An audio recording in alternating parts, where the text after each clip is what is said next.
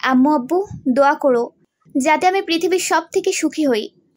বিয়ের ঠিক আগ মুহূর্তে পালিয়ে গেছে অদ্রিতা। এমন খবর পেয়ে লুবনার মুজাহিদের চোখে মুখে অন্ধকার নেমে এসেছে। রৌফ এসে মুজাহিদের পাশে দাঁড়ালেন, আফসোস করে বললেন, শেষমেশ মেয়েটা এ কাজ করবে আমরা কেউ ভাবতে পারিনি। জানি না কোন বুদ্ধি থেকে এই কাজটি করলো। মুজাহিদ লজ্জায় মুখ তুলতেও পারছেন না। লুবনা তো যায় অবস্থা, তার মেয়েটা এতটা বিগড়ে গেল। 1.5 ঘন্টা পর দেখা মিলল রাগিবের। শুকনো তার মুখশ্রী। ছেলেকে দেখে ছুটে এলেন রোকেয়া। রাগিব বাবা, পেলি ওকে? না আম্মু, পেলাম না। অদ্রি আমার সাথে এমনটা কেন করলো আম্মু? শেষমেশ আমারই বন্ধুর সাথে।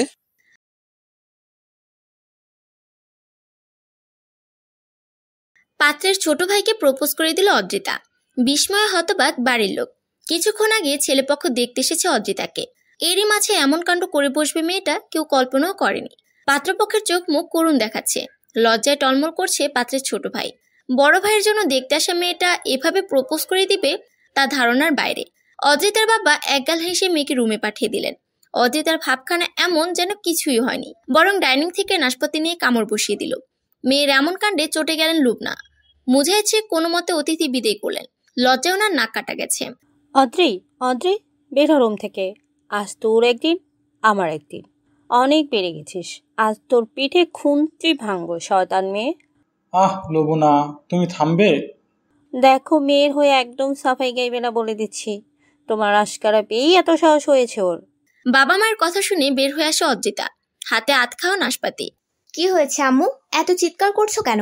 বাসে কি ডাকাত পড়লো নাকি? বদমাস মেয়ে, আজ তোর ঠ্যাং ভাঙবো। লজ্জা শরম বলতে কিছু নেই। শেষমেশ পাত্রের ছোট ভাইকে প্রপোজ করে ফেললি। লবণা, তুমি থামবে? আমার মেয়ের কোনো দোষ নেই এতে। তুমি চুপ করো। মেয়ের কোনো দোষ নেই। মান সম্মানের কিছু রেখেছে আজ? অদ্রিতা মুখ চেপে হাসলো। নাশপাতিটা টেবিলে রেখে বলল, বলেছিলাম না তোমায় এসব পাত্র দেখা বন্ধ করো? তুমি শুনেছো আমার কথা? শোনোনি তো? আমি কেন শুনবো তোমার কথা? হ্যাঁ, তাই তো। অদ্রি মামুনি একদম ঠিক বলছিস। আমি তোকে ফুল সাপোর্ট করছি। লুবনা ন্যাকা কান্না জুড়ে দিলেন। কপালে হাত রেখে বললেন, আমার পুরা কপাল। বাপ বেটি মিলে আমার হাড় মাছ কালি করে দিল। এত ভালো পাত্র এসেছে আর এরা পায়ে ঠেলে দিল। খুন্তি হাতে চেঁচামেচি করতে লাগলেন। প্রায় 5 মিনিট একই বলে আওড়ালেন। বাবা মেয়ের দিকে রক্তচক্ষু দিয়ে তাকিয়ে তারপরে কিচেনে চলে গেলেন। মুজাহিদ হো হো করে হেসে উঠলেন। অদ্রিতাও হাসতে লাগলো। বাবার কাঁধে মাথা রেখে চোখ বুজে নিল। মুজাহিদ মেয়ের মাথায় হাত বুলিয়ে বললেন, যাই বলিস না কেন, আজ কিন্তু একদমই ঠিক করিস নি। কি করবো আব্বু, এরা তো আজ ফাইনাল ডেট দিয়েই যেতেন। তাই বলে এমন করবি? তোর মামা প্রচন্ড রেগে আছেন, যাওয়ার আগে ফ্যাস ফ্যাস করেছেন। দেখ, রাখো তো মামার কথা। আমি টাইট দেবো, দেখবি সোজা হয়ে যাবে। মুজাহিদ মৃদু হাসলেন। মেয়েটা অবুঝ। মধ্যবিত্ত ফ্যামিলির মেয়েরা একটু বড় হলে মানুষের কাছে দৃষ্টিকটু হয়ে ওঠে। তাদের নানা দিকে বুঝে শুনে চলতে হয়, না হলে চুন থেকে পান খসলে কেচ্ছা রটে যায়। এই তো কিছুদিন আগের ঘটনা। অদ্রিতারই ক্লাসমেট ছিল লিজা। মেয়েটা পড়াশোনাতে বেশ ভালো। মধ্যবিত্ত ফ্যামিলির হাসি খুশি মেয়ে। অ্যাডমিশন টেস্টের জন্য কোচিং করে রোজ। একদিন কোচিং বয়ফ্রেন্ড আসে। তাদের মাঝে রাগারাগি চলছিল। ওরা নিজেদের মাঝে মিটমাট করতে থাকে। রাগারাগি মিটে যাওয়ায় ছোট্ট করে সেলিব্রেশন করতে ক্যাফেতে যায়। এলাকার কিছু বদ্ধ মস্তিষ্ক যুক্ত মানুষের চোখে পড়ে সেটা। ব্যাস হয়ে গেল। মেয়েটাকে বেশ শব্দে বলে দিয়েছে ও নাকি ছেলেটার সাথে আলাদা একরুমের সময় কাটিয়েছে। আরো বিশ্রী কিছু ভাষা। তাই মেয়েটার বাবা মা জোর করে অন্য ছেলের সাথে মেয়ের বিয়ে দিয়ে দিলেন। না হলো পড়াশোনা, আর না হলো প্রেমিকের সাথে ঘর। আর সেই থেকেই লুবনা ভয় আছেন, যদি তার মেয়েটা কোনো ভুল করে বসে। কি করে সমাজে মুখ দেখাবেন? মধ্যবিত্তদের আর যাই হোক, সমাজের ভয়টা একটু বেশি। দেখো আপা, আদ্রি অনেক বাড়ছে। দুলাভাই অতি আদরে মায়াডারে বাদর বানাইছে। এখনো সময় আছে, মায়া বিদায় করো, না হলে কোনো অঘটন করে ফেলবো। আহা বাবলু, থাম একটু। জানি অদ্রি একটু বাদর, ছেলে মানুষ, তবে আজে বাজে কাজ কখনই করবে না। আপা, সময় গেলে বুঝবা মেয়ের নামে কোনো কেচ্ছা নাই। এখনই বিদায় করার সঠিক সময়। মুজাহিদ খবরের কাগজ পড়ছিলেন। মেয়ের নামে কথাগুলো হজম করে নিলেও বেশ রাগ হলো। মামার দায়িত্ব পালন না করে পাড়া প্রতিবেশীর দায়িত্ব পালন কেন করছে? সমালোচনার জন্য পাড়া প্রতিবেশীর কি অভাব আছে? বাবলু, অনেক তো হলো। বোনের কানটা তো পচিয়ে ফেলেছ। নিজের মেয়ের দিকে খেয়াল আছে? দুলাভাই, থামো তো তুমি।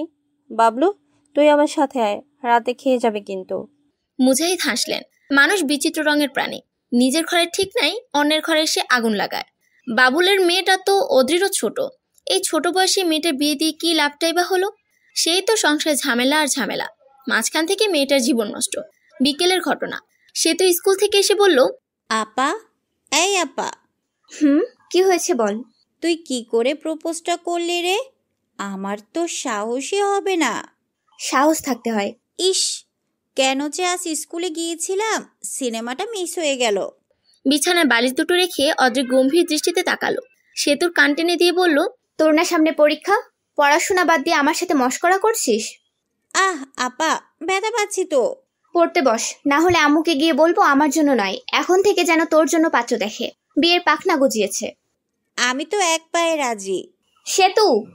অদ্রিজার ধমকে নুয়ে গেল মেয়েটা। টেবিল থেকে বই নিয়ে স্টাডি রুমে চলে গেল। ফোঁস করে দম ফেলল অদ্রিতা।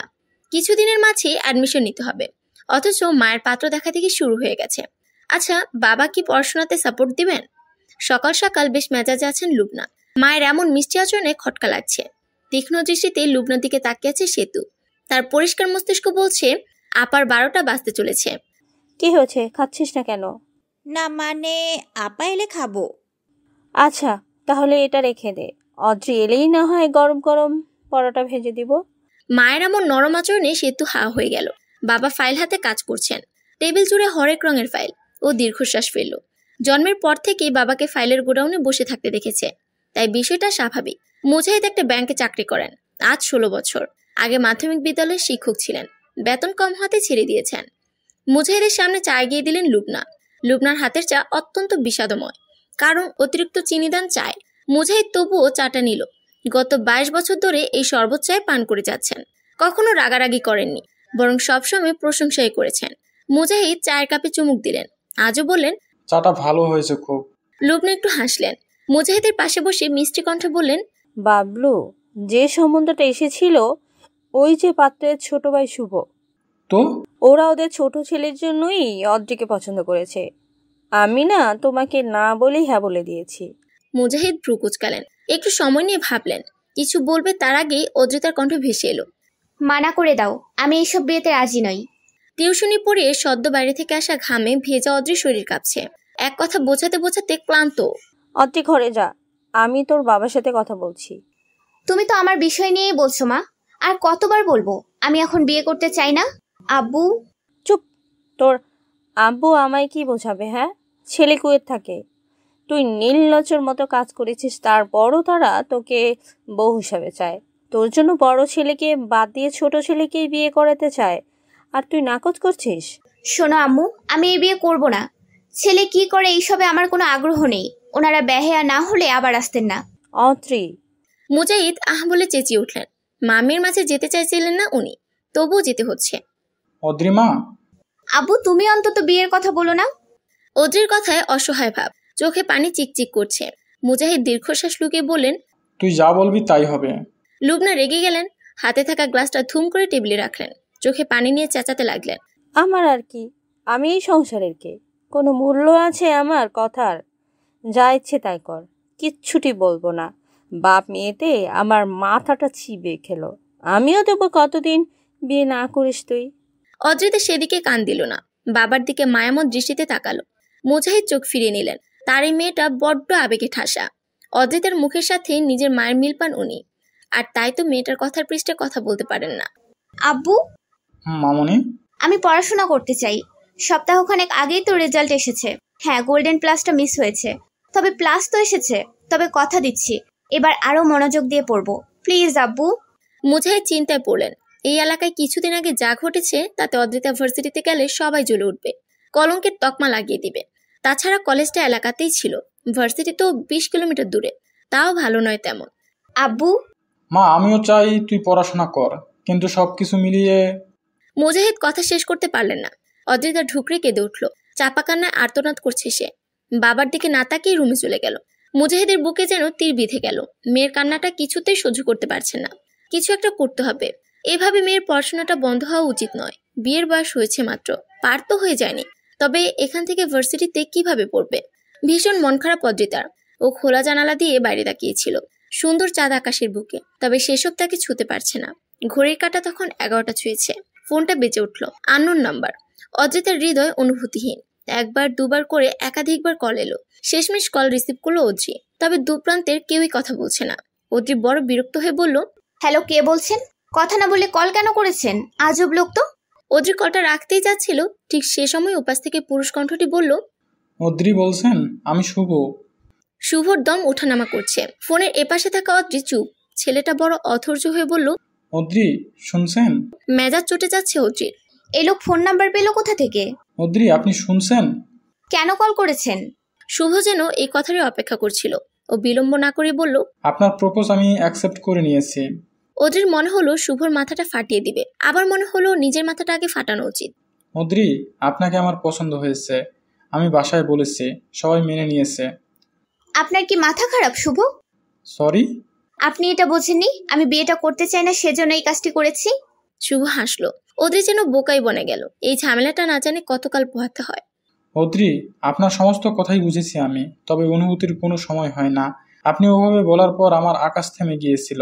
বড় ভাইয়ের জন্য বউ দেখতে এসে এমন পরিস্থিতিতে পড়বো, তারই সাথে সেই মেয়েকেই পছন্দ করে ফেলবো, সবটা আমার জন্য কঠিন ছিল। বাট আমি সামলে নিয়েছি। আপনার হাত ধরে আজীবন থাকতে চাই আমি। শুভর এতগুলো কথা শুনে অদ্রির মনে হলো মরে যাওয়াই বুঝি ভালো। সে আবারও বলল বিয়েটা ভাঙার জন্যই অমনটা বলেছে। তবে শুভ সে কথা ধার ধারছে না। সে বরং বিষয়টা বিনয়স্বরূপ গ্রহণের চেষ্টা করছে। একই সাথে অদ্রির হাত চাইছে আজীবনের জন্য। অদ্রির সমস্ত রাত না ঘুমিয়ে পার হলো। ও বড় বিষণ্ণ অনুভব করছে। শেষ রাতে একটু চোখ লেগেছিল, তবে কুকুরের আওয়াজে সেই ঘুমটাও ভেঙে গেল। দেখা গেল পুরো বাড়ির লোক উঠে পড়েছে। অদ্রি তড়িঘড়ি করে বাইরে এলো। এসে দেখলো বাবা চেঁচামেচি করছেন। সামান্য মুরগিটাও সহ্য হয় না, মুরগি পালানোও যাবে না, চোর বাটপারগুলো সব নিয়ে যাচ্ছে। কথা কথায় জানা গেল অদ্রিদের দুটো মুরগি নিয়ে পালিয়েছে কেউ। সেই জন্যই কুকুরটা চেঁচামেচি করেছিল। তবে দরজা খুলে বের হতে হতে চোর পালিয়েছে। এদিকে অদ্রির মা লুবনা কান্নাকাটি শুরু করে দিয়েছেন। ওনার এই স্বভাবটা বড় চোখে লাগে। কিছু হলেই দু চোখ মেলে পানি ছড়াতে থাকেন। মৃদুমন্দ হাওয়ায় চুলগুলো উড়ে যাচ্ছিল। সে সময় সেতু এসে পাশে বসলো।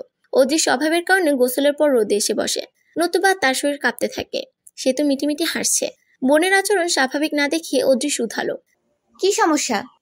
সমস্যা তো তোর। আমার? অদ্রি কেমন করে তাকালো যেন। সেতু কিছুটা গা ছাড়া ভাব দেখাচ্ছে। সেতু, তুই হাসছিস কেন? কারণ তোর দেওয়ানা নিচে বসে আছেন। অদ্রির চোখ বড় হয়ে গেল। দিওয়ানা বলতে কার কথা বলছে সেতু? ছাদ থেকে নেমে অদ্রির মনে হলো বাসা থেকে বের হয়ে যেতে পারলে বুঝি শান্তি মিলত। সোফায় আরাম করে বসে আছে শুভ। তার সমাদর চলছে। লুবনা যেন শুভকে মেয়ের জামায় ধরেই নিয়েছেন। অদ্রিকে দেখে মৃদু হাসলো শুভ। ছেলেটার চোখে মুখে ভালো লাগা। অদ্রির চোখ ঘুরিয়ে নিজের রুমে এসে বসে রইল। খানিক বাদে সেতু এসে বলল, আপু, মা তোকে ডাকছে। কেন? তোর দেওয়ানার সাথে কথা বলার জন্য। আশ্চর্য। আমি জানি না, তুই আয়, নতবা মা আসবে। অদ্রি গেল না। কপট রাগ দেখিয়ে রুমের দরজা বন্ধ করে বসে রইল। লুবনা এলেন কিছু সময় পরে। অদ্রি, দরজা খোল। আমার মাথা ব্যথা করছে মা, পরে এসো। এখন তোর মাথা ব্যথা শুরু হলো? বাথরুমের জায়গা পাস না? উফ মা। দরজা খুলতে ঘরে প্রবেশ করলেন লুবনা। কণ্ঠ নামিয়ে বললেন, এখনো চুলগুলো ঠিক করিসনি? পাগল তুই? ছেলেটা বসে আছে সেই কখন থেকে। কথার মাঝে তিনি মেয়ের চুল গোছাতে লাগলেন। অদ্রি হাবুলের মতন বসে আছে। চুল গোছানো শেষ হলে লুবনা বললেন, যা, আর কোনো বাথরুমই করবি না। মা, তুমি কি পেয়েছো বলো তো? অদ্রি, মা, আজ না হয় কাল বিয়ে তো করতেই হবে, তাই না? শুভ কতটা ভালো ছেলে সেটা তো দেখেছিসই। বিদেশে বড় চাকরিও করে, পারিবারিক অবস্থাও ভালো। আর কি চাই বলতো মা?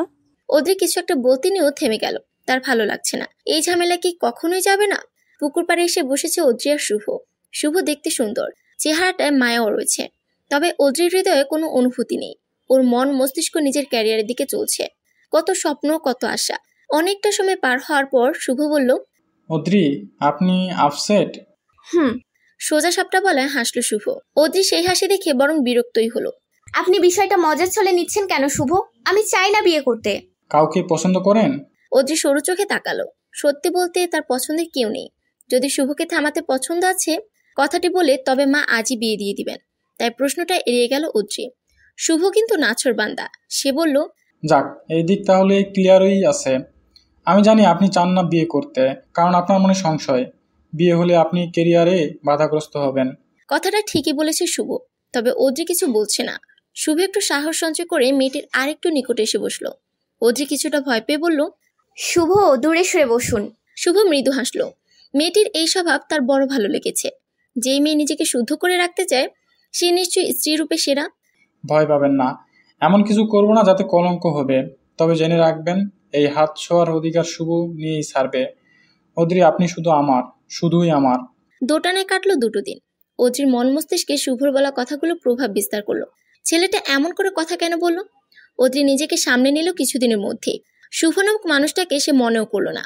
এদিকে কিন্তু সময় পেরিয়ে যাচ্ছে, অ্যাডমিশন টেস্ট ঘনিয়ে আসছে। নানান চিন্তায় বোধ হয়ে আছে অদ্রি। তার পড়াশোনা একেবারেই হচ্ছে না। পড়তে গেলেই মনে হচ্ছে সব নতুন। এই নিয়ে 2 দিন কান্নাকাটিও করলো। লুবনার মুজাহিদ মেয়ের অবস্থাটা বুঝতে পারলেন। এদিকে শুভ সব স্বাধীনতা দিতে চায় অদ্রিকে, তাই লুবনাও দ্বিমত করলেন না। মেয়ের পড়াশোনার ব্যাপারে ওনারা সিদ্ধান্ত নিলেন মুজাহিদের বন্ধু রৌফ গাজীর বাসায় পাঠাবেন। ভদ্রলোক মুজাহিদের ভাই স্বরূপ, ছোটবেলায় একসাথে ঘুমিয়েছে কত। সব মিলিয়ে একটু হলেও শান্তি পেল অদ্রি। তার পড়াশোনাটা হবে তবে। এখন টার্গেট নিজের স্বপ্নের ভার্সিটি। বাস ড্রাইভারের অশ্রাব্য ভাষার গালিতে ঘুম ভাঙলো অদ্রিতার। মেয়েটা ঈষৎ ভয় পেয়ে গেছে। চোখ পিটপিট করে চাইতে মনে হলো কি এক নিদারুণ কষ্ট লুকিয়ে ওর মাঝে। এদিকে বাস ড্রাইভার অন্য এক ড্রাইভারের সাথে গালিগালাজ জুড়ে দিয়েছে।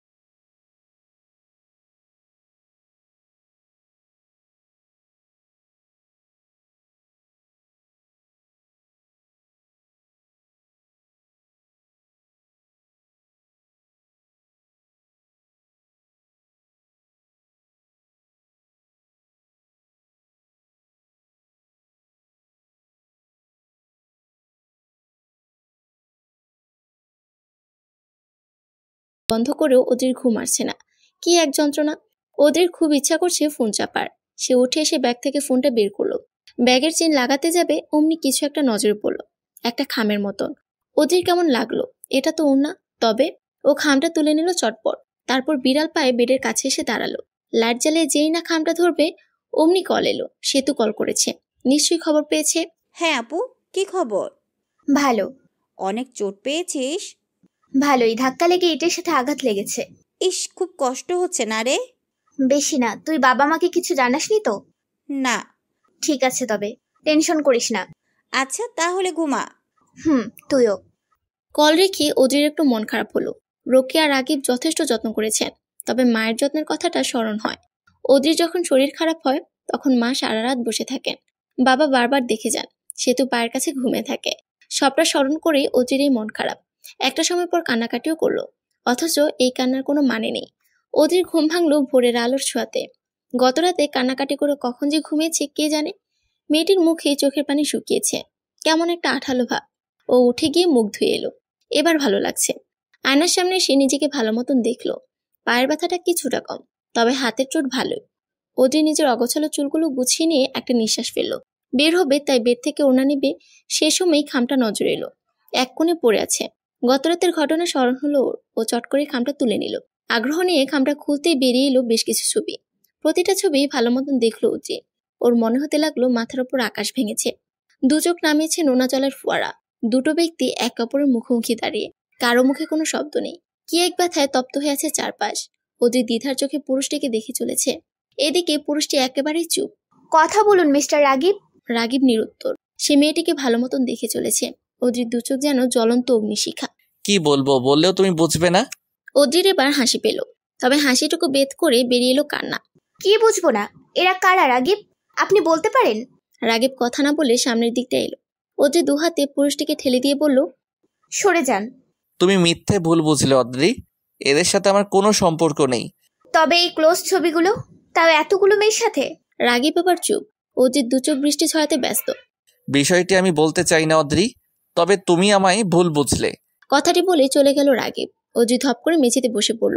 রাগিবের সাথে একাধিক নারীর খুব ক্লোজ ছবি সে একেবারে মেনে নিতে পারছে না। অদ্রি আর রাগিবের সমস্ত কথাই শুনেছেন রোকেয়া। তিনি বড় হতাশ হলেন। ছেলেটা কেন যে অতীত স্মরণ করতে চায় না। তখন প্রায় রাত 11টা বাজে। অদ্রি নিজ রুমে বসে চাপা কান্নায় ভাসাচ্ছিল। এদিকে রাগিব এখনো ফিরেনি। সেই যে সকালে বের হয়েছে, তারপর আর ফিরেনি। রোকেয়া মৃদু শব্দ করে ঘরে প্রবেশ করলেন, তবে অদ্রির হেলদোল নেই। কোন এক অদৃশ্য শক্তি ওর সমস্ত ধ্যান জ্ঞান তুলে নিয়েছে যেন। রোকেয়া খুব করে মেয়েটির মনের অবস্থা বুঝতে পারলেন, তবে তিনি বিচলিত হলেন না, কারণ তিনি জানেন একটু পরে মেয়েটির সমস্ত মান অভিমান জলের মতো হয়ে যাবে। অজিমা, কি হয়েছে? অজি বোধহয় শুনেনি, তাই জবাব দিচ্ছে না। রোকেয়া আলগোছে কন্যাটির বাহুতে হাত রাখলেন। এতে ধ্যান ফিরল ওর। ও চাইল, তবে চোখে মুখে দুঃখের ছায়া। কি হয়েছে মা? রোকেয়ার মায়া ভরা কণ্ঠটা ওদের সমস্ত শরীরে কম্পন ধরিয়ে দেয়। ওদের নিজের কান্না লুকাতে পারে না। অমনি কেঁদে ওঠে। রোকেয়াকে আষ্টে পৃষ্ঠে জড়িয়ে ধরে। আন্টি, আন্টি, এটা কি হয়ে গেল? আমি আপনার ছেলেকে খুব ভালোবাসি, কিন্তু ও বাসে না, ও বাসে না আন্টি। টানা কয়েকবার বাক্যটি বলতে লাগলো অদ্রিতা। রোকেয়া মৌন। তিনি শুরুতেই কিছু বললেন না, বরং অদ্রির জমানো ব্যথাটা বের হওয়ার সুযোগ করে দিলেন। বেশ কিছু সময় পর যখন অদ্রির কান্না থামলো, তখন রোকেয়া বললেন, সব সময় যা দেখা যায় তা কিন্তু সত্যি হয় না মা। অদ্রি চুপ। দু হাতের তালুতে চোখের জল মুছে নিচ্ছে। রোকেয়া দীর্ঘ একটা শ্বাস নিয়ে বললেন, জানো, আমার রাগিব সবসময় সেরা ছাত্র ছিল, তবে ওর বেশি ঝোঁক ছিল মডেলিং এর প্রতি। এটা অনেক আগের কথা। তোমার আঙ্কেল তখন সাধারণ একজন মানুষ, তারপরেই এই জগতের পরিচিত কেউ নেই। রাগিব কঠিন পরিশ্রম শুরু করলো, নানান জায়গায় আসা যাওয়া করলো একটা কাজের আশায়। তবে বলে না, টাকা না থাকলে কোনো কিছুর মূল্য নেই। ওই ভয়ঙ্কর দিনের কথা আমি আজও স্মরণ করতে পারি না। আমার ছেলেটা একটা বাটপারের হাতে পড়েছিল। লোকটা ওকে মদের নেশায় বুধ করিয়ে দিয়ে পতিতা পল্লীতে নিয়ে ফেলল। জানো তো, এর সমাজে শুধু নারীরাই টাকার বিনিময়ে বিক্রি হয় না, অনেক ক্ষেত্রে পুরুষরাও টাকার বিনিময়ে। পুরোটা শেষ না করে রোকেয়া বললেন, এই ছবিগুলো এমন কেউ হয়তো তোমাকে পাঠিয়েছে, যারা আমাদের নজরে রাখে, আমাদের সম্পর্কে ভীষণ ভালোভাবে জানে। তুমি ওকে ভুল বুঝো, এটির তার উদ্দেশ্য। তবে বিশ্বাস করো, এই মেয়েগুলোর সাথে আমার ছেলের কোনো সম্পর্ক নেই। নেহাতি পরিস্থিতির শিকার হয়েছিল, তবে অনেক কষ্টে আমার ছেলেটা সেই পরিস্থিতির মোকাবেলা করে। তবে যে দাগ লাগে? সেটা তো সহজে চায় না মা। লোকজন তখন রাগিবের চরিত্র নিয়ে প্রশ্ন তুলত, অথচ সে নিজ ইচ্ছায় অমন জায়গায় পৌঁছায়নি। আর না ওর দ্বারা কোনো খারাপ কাজ নিকৃষ্ট লোকগুলো করাতে পেরেছিল, শুধু এই কুলচ্ছবিগুলো ছাড়া। সবটা শুনে থ হয়ে যায় অদ্রি। ওর হাত পা কাঁপছে। রোকেয়া একবার মেয়েটিকে দেখে নিয়ে চলে যান, কারণ অদ্রি তার নিজস্বতা রয়েছে। রাগিবের প্রতি তার ভালোবাসা কতখানি সত্যি, এখন সেটাই দেখার পালা। রাগিব এখনো ফিরেনি, অথচ রাত পেরিয়ে ভোর হতে চলেছে। অদ্রির চোখে ঘুম নেই। সে বারবার গেটের দিকে তাকাচ্ছে, অধৈর্য হয়ে পাগলের মতন ছুটোছুটি করছে। ওর ভালো লাগছে না। রাগিবের ফোনও বন্ধ বলছে। তবে ছেলেটার কি হলো? অদ্রির কান্না পাচ্ছে। কেন সে ভুল বুঝেছিল? কেন সবটা না জেনে বুঝে অভিযোগ তুলল? ভীষণ রাগে ওদের দু চোখে বর্ষণ শুরু হয়েছে। তপ্ত সে জলে মেখে যাচ্ছে সমস্ত মুখশ্রী। ধীরে ধীরে পৃথিবীর বুকে সূর্যের আলো আধিপত্য বিস্তার করছে। অদ্রি মেঝেতেই বসে আছে, চোখ দুটো শুকিয়ে আছে নোনা জলের রেখাতে। হলুদ রঙা আলোতে মুখের সৌন্দর্য যেন বেড়েছে কয়েক গুণ। অনেকটা সময় পর গাড়ির হর্ন শোনা গেল। অদ্রির বুকের ভেতর লাফিয়ে উঠল। ও ছুটে বেরিয়ে পড়েছে। কোথায় তার চুলের অবস্থা, কোথায় তার মুখের সাজসজ্জা, কোনো কিছুই ওকে দমাতে পারল না। ও ছুটে গেল গেটের কাছে। রাগিব যেন একটু বেশি অবাক হলো ওকে ছুটে আসতে দেখে। তবে তার চেয়েও বেশি অবাক হলো যখন দেখলো ও যে একদম ছুটে সে তাকে জড়িয়ে ধরেছে শক্ত হাতে। আমি সরি রাগিব, ক্ষমা করে দাও। আমি বুঝতে পারিনি, বুঝিনি। আমি খুব সরি। আমি টানা বাক্যগুলো বলতে লাগলো অদ্রিতা। কাঁদতে কাঁদতে কন্যাটি হিচকে উঠে গেছে। রাগিব একটা নিঃশ্বাস ফেলে বলল, ইটস ওকে অদ্রি। আসলে আমার অতীতটা খুব বেশি সুন্দর নয়, জানো তো। কলঙ্ক শুধু মেয়েদেরই নয়, ছেলেদেরও হয়। কি এক আশ্চর্য ব্যথা ছেয়ে গেল অদ্রিতার সমস্ত শরীর। পিঠের বাগ বেয়ে নেমে যেতে লাগলো ঘামের স্রোত। সে বড় ঘেমে গিয়েছে। রাগিব দু হাতের মুঠোতে মেয়েটির মুখ তুলে নিয়ে শুধালো, না খেয়ে আছো? অদ্রির প্রশ্নটির জবাব না দিয়ে বলল, রাগিব, আমায় মাফ করেছো তো?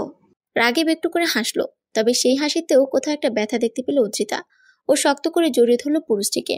আমরা আজই বিয়ে করব রাগিব, আজই বিয়ে করব। সত্যি খুব দ্রুত আয়োজন করা হলো। গ্রাম থেকে অদ্রির বাবা মা বোন এলো। তারা ভীষণ বিস্ময়ের সাথে সবটা দেখে চলেছে। অদ্রির মাঝের পরিবর্তনটি খুব করে দেখতে পারছেন লুবনা। মুজাহিদ নিশ্চুপ। মেয়ের এই সিদ্ধান্তে তিনি যে খুব একটা খুশি হয়েছেন এমনটাও নয়। অদ্রি নিজের রুম থেকে তৈরি হয়ে বাবা মায়ের কাছে এলো। লুবনা মেয়ের দিকে অপলক দৃষ্টিতে তাকিয়ে আছেন। মুজাহিদও তাই। তাদের সেই ছোট্ট অদ্রি আজ এত বড় হয়ে গেল যে নিজে সবটা সিদ্ধান্ত নিয়ে অতিথির মতন করে তাদের জানালো। প্রচন্ড আক্রোশ থেকে কন্যাকে চড়মালেন মুজাহিদ। অদ্রি কিন্তু কোনো প্রতিক্রিয়া জানালো না। ও বরং বাবা মায়ের পা ছুঁয়ে সালাম করে বলল, আম্মু আব্বু দোয়া করো যাতে আমি পৃথিবীর সব থেকে সুখী হই। বিয়ের ঠিক আগ মুহূর্তে পালিয়ে গেছে অদ্রিতা। এমন খবর পেয়ে লুবনার মুজাহিদের চোখে মুখে অন্ধকার নেমে এসেছে। রৌফ এসে মুজাহিদের পাশে দাঁড়ালেন। আফসোস করে বললেন, শেষমেশ মেয়েটা এ কাজ করবে আমরা কেউ ভাবতে পারিনি। জানি না কোন বুদ্ধি থেকে এই কাজটি করলো। মুজাহিদ লজ্জায় মুখ তুলতেও পারছেন না। লুবনা তো যায় অবস্থা। তার মেয়েটা এতটা বিগড়ে গেল। 1.5 ঘন্টা পর দেখা মিলল রাগিবের। শুকনো তার মুখশ্রী। ছেলেকে দেখে ছুটে এলেন রোকেয়া। রাগিব বাবা, পেলি ওকে? না আম্মু, পেলাম না। অদ্রি আমার সাথে এমনটা কেন করলাম আম্মু? শেষমেশ আমারই বন্ধুর সাথে। এই কথা বলেই একটা বেঞ্চে বসে পড়ল রাগিব। মেয়েটার প্রতি ভালোবাসার কোনো কমতি ছিল কি? ট্রেন চলছে। অদ্রির পরনে লাল বেনারসি, মুখে প্রসাধনীর ছোঁয়া। কি সুন্দর লাগছে তাকে। অথচ ভেতরটা গুপ্ত ব্যথায় মরছে। অদ্রির পাশে বসে থাকা ছেলেটা এক বোতল পানি এগিয়ে দিল। মুখে বলল, অদ্রিতা পানি খান। অদ্রি কিন্তু পানির বোতলটা ছুঁয়েও দেখল না। ওর পরিস্থিতিটা বুঝতে পারছে রাজবি, তাই জোর না করে সাহস জোগাতে বলল, অদ্রিতা শুনেন আমার কথাটা। আপনার লড়াই সবে শুরু। আপনাকে অনেক লড়তে হবে অদ্রিতা, অনেক লড়তে হবে। অদ্রিতা আচমকাই হাউমা করে কেঁদে ফেলল। ওকে দেখে রাজবির বড় মন খারাপ হলো। ও বেশি সময় মেয়েটির দিকে তাকিয়ে থাকতে পারল না। বুকের ভেতর কোথাও একটা কষ্ট অনুভব হলো। অতিরিক্ত কান্নার ফলে অদ্রির শরীর ভীষণ দুর্বল হয়ে গেছে। ট্রেনের জানালা দিয়ে তরতর করে বাতাস আসছে। রাতের আধারে সেই শরীরকে হিমু করে দিচ্ছে। মেয়েটি তাই আরো বেশি কুকড়ে যাচ্ছে। রাজবি প্রথম নিজেকে সংযত রাখলো, এবার কেন যেন পারল না। সাথে কোনো কিছু নেই। তাই উঠে পাশের বগি থেকে একজনের থেকে চেয়ে চাদর নিয়ে এলো। সেটা শরীরের ওপর দিতেই অদ্রির মুখশ্রী কিছুটা স্বাভাবিক হয়ে এলো। রাজবি একটা লম্বা নিঃশ্বাস ফেললো। ঠিক কোন নেশে পড়ে নিজের ঘাড়ে এত বড় বিপদ নিল সে? নিজের জীবনের সিদ্ধান্তগুলো নিতে শিখেছে অদ্রি। ছোট থেকেই তো চটপটে সে। তবে প্রেমের ব্যাপারে এত বড় ভুল হবে তা কেউ কি জানতো? না। অদ্রির জীবনটা কেমন যেন। যে থাকতে চাইলো তাকে সে ফিরিয়ে দিয়েছিল। আর যে ভোগ্য পণ্যের মতন ব্যবহার করলো তার কাছেই শান্তি খুঁজেছিল। অথচ ভাগ্য কার সাথে পাঠালো? অদ্রির এই জীবন বড় সংকটপূর্ণ। কে জানে কি আছে মেয়েটির ভাগ্যে। যেখানে এতদিনের পরিচিত ভালোবাসার মানুষ রাগিবী চরম নিকৃষ্ট বের হলো, সেখানে তারই সঙ্গী রাজবি নামক মানুষটা এবার কেমন হবে? অদ্রি জানে না সে কোন আধারে এক টুকরো আলো খুঁজে চলেছে। ট্রেনের বিরক্তিকর শব্দেই ঘুম ছুটল অদ্রির। ও উঠে দেখলো আশেপাশে কেউ নেই। স্বাভাবিকভাবেই এত বড় একটা ঘটনার পর ওর মস্তিষ্ক চাপে রয়েছে। তার উপর নিজেকে একা দেখে ও আরো বেশি বিভ্রান্ত হয়ে উঠল। ও চিৎকার করে উঠল, কয়েকবার চেঁচিয়েও বের হতে চাইল। ঠিক সে সময় একটা শক্তপোক্ত দেহে গিয়ে ঠেকলো ওর মাথাটা। ওর ভীত হয়ে যাওয়া মুখশ্রী দেখে রাজবি বলল, অদ্রিতা, ভয় পাবেন না, আমি আছি, আপনি শান্ত হয়ে বসুন। স্বাভাবিক হতে কিয়ৎক্ষণ সময় লাগলো অদ্রিতার। ও জানালার পাশে এসে বসলো।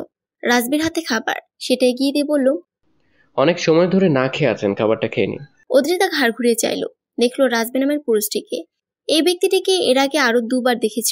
প্রথমবার রাগিবের সাথে, আর দ্বিতীয়বার ট্রেনে। তবে তখন চট করে বুঝে উঠতে পারেনি ব্যাপারটা। অদ্রির মৌনতা দেখে রাজবি পুনরায় বলল, খাবারটা নিন। অদ্রি এবার শক্তপোক্ত কণ্ঠে বলল, আমি কেন আপনাকে বিশ্বাস করব বলতে পারেন? জবাবে রাজবি একটু হেসে নিল।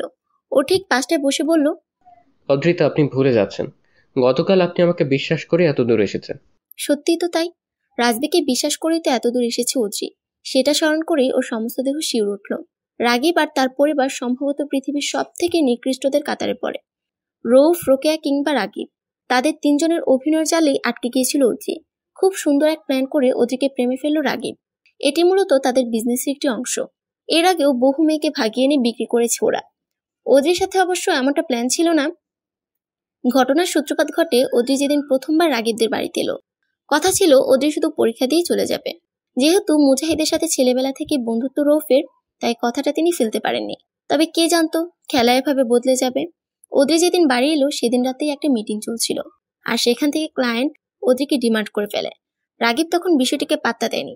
তবে ক্লায়েন্ট যখন কোটি কোটি টাকা অফার করলো, তখন রাগিবের মাথায় বিষয়টা চড়াও হয়ে ওঠে। তার উপর ক্লায়েন্টের কথা ছিল মেয়েটির শরীরে কোনো রকম আঘাত করা যাবে না। একটি সুস্থ সুন্দর দেহের অদ্রিতাকে চায় সে। তবে অদ্রি যেহেতু ওদের পরিচিত, তাই আর 5টা প্রজেক্টের মতন কাজ করা রাগিবের জন্য কঠিন ছিল।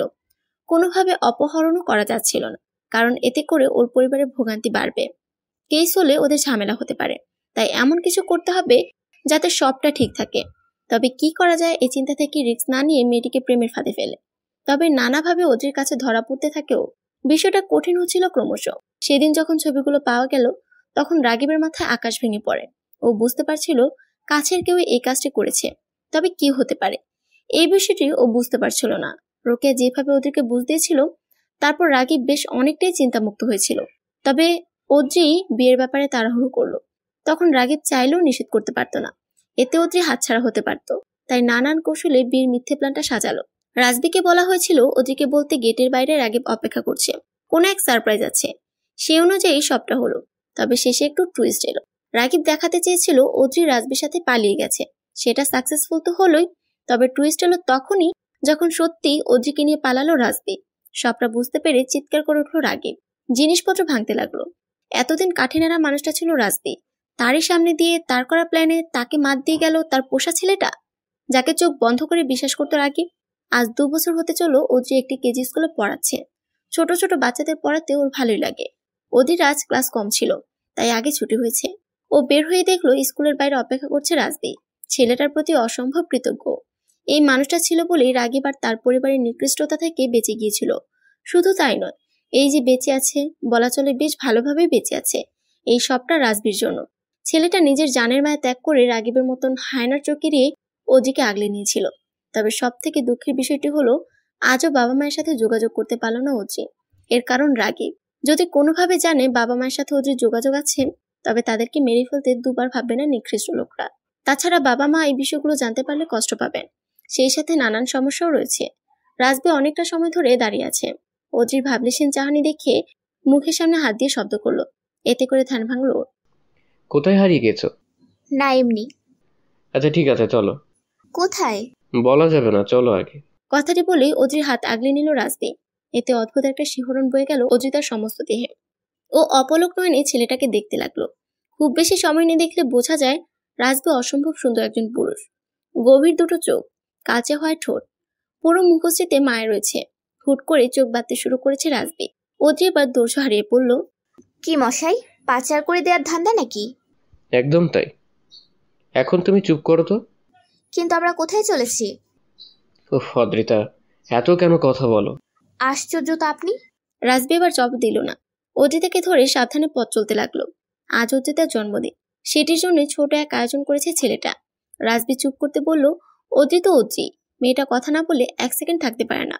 ও এবার বলল, একটা কথা বলেন তো, আপনি কেন এতটা আমার জন্য করলেন? কেন নিজের জীবন রিস্কে রেখে আমাকে আগলে রেখেছেন? যদি রাগিব খোঁজ পায় তবে নিশ্চিত মেরে ফেলবে। রাগিব জবাব দিল না। এই প্রশ্নটি সে নিজেও নিজেকে সহস্রবার করেছে, তবে কোনো উত্তর আসেনি। কি এক নেশায় অদ্রিকে আগলে রেখেছে সে। অদ্রি জবাব না পেয়ে থেমে গেল। রাজবি বলল, কি হলো? জবাব কেন দিচ্ছেন না? রাজবি আবার চুপ। অদ্রি নিজের চোখের বাঁধন খুলে ফেলল। রাজবি দেখলো মেয়েটার চোখ ফুলে গেছে, চোখ দিয়ে বৃষ্টির মতো নোনা জল ঝরছে। কেন এতটা করলেন আমার জন্য? রাজবি মাথাটা নত করে চোখ বুজলো। ভেতর থেকে সে কিছু একটা অনুভব করে বলল, অদ্রিতা, আমি জানি না কেন আমি এমনটা করে চলেছি, তবে তুমি ময় নেশাটা আমার কখনো না যাক। আমি তোমাতে অভ্যস্ত হয়ে গেছি। সেই যে ছোটবেলায় পরিবার হারালাম, তারপর আমি কখনো কোনো কিছু নিয়ে স্বপ্ন দেখিনি। কত খারাপ কাজের সাথে জড়িয়েছিলাম, তবে এতগুলো মাস তোমাকে নিয়ে অনেক বেশি স্বপ্ন দেখে ফেলেছি। তবে কোনো জোর নেই। আমি সবসময় চাই তুমি ভালো থাকো, সুখে থাকো, সুস্থ থাকো। বাক্যটি শেষ না হতেই আদ্রিতা ছুটে এসে তাকে শক্ত করে জড়িয়ে ধরেছে, যার ফলে হুট করে শক্ত কিছুর আঘাত অনুভব করে রাজবি। আকস্মিক সেই ঘটনা তার ভেতরে অবধি নাড়িয়ে দিল। আচমকা জড়িয়ে ধরার জন্য সে কিছুটা ব্যথা পেয়েছে, তবে বাহিরের এই ব্যথার থেকে সুখের ব্যথাটাই বেশি মনে হচ্ছে। আদ্রি তার চোখের জলে ভিজিয়ে দিচ্ছে পুরুষটির বুকের মাঝখান। রাজবির চোখগুলো ঈষৎ বড় হয়ে গেছে। তবে কি তার নেশাটা এবার ব্যক্তিগত তুমিতে পরিণত হতে চলেছে? সমাপ্ত।